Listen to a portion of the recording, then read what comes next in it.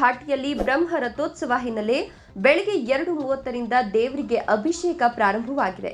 ಘಾಟಿ ಸುಬ್ರಹ್ಮಣ್ಯ ಸ್ವಾಮಿಗೆ 108 ಲೀಟರ್ ಹಾಲಿನ ಅಭಿಷೇಕವನ್ನು ಮಾಡಲಾಗ್ತಾ ಇದ್ದು, ಬೆಳಗ್ಗೆ 2 ಗಂಟೆಯಿಂದಲೇ ದರ್ಶನಕ್ಕೆ ಭಕ್ತರು ನಿಂತಿದ್ದಾರೆ.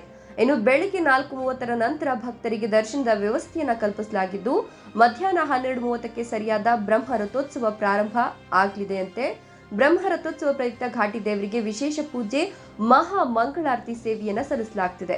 ವಿವಿಧ ಬಗೆಯ ಹೂವು, ಹಣ್ಣು ಹಾಗೂ ಹಸಿರು ಎಲೆಗಳಿಂದ ಘಾಟಿ ದೇವಾಲಯ ಅಲಂಕೃತಗೊಂಡಿದ್ದು, ಬೆಂಗಳೂರು ಗ್ರಾಮಾಂತರ ಜಿಲ್ಲೆ ದೊಡ್ಡಬಳ್ಳಾಪುರ ತಾಲೂಕಿನ ಪ್ರಸಿದ್ಧ ನಾಗಾರಾಧನೆ ಪುಣ್ಯಕ್ಷೇತ್ರ ಘಾಟಿ ಸುಬ್ರಹ್ಮಣ್ಯ ಸ್ವಾಮಿ ದೇವಾಲಯದಲ್ಲಿ ಇದೀಗ ಬ್ರಹ್ಮ ರಥೋತ್ಸವದ ಕಳೆಗಟ್ಟಿದೆ.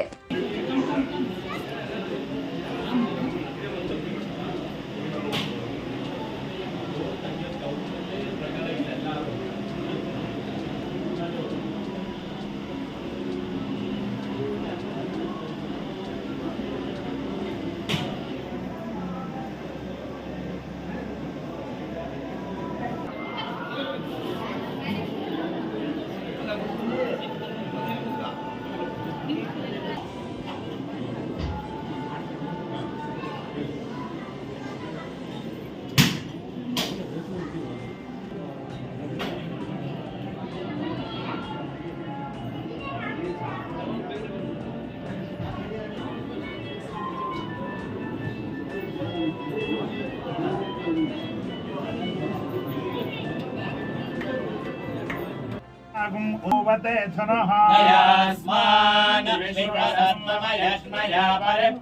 नमस्ते अस्त्वायुधाय नातताय धृष्णवे नमो बाहुभ्यां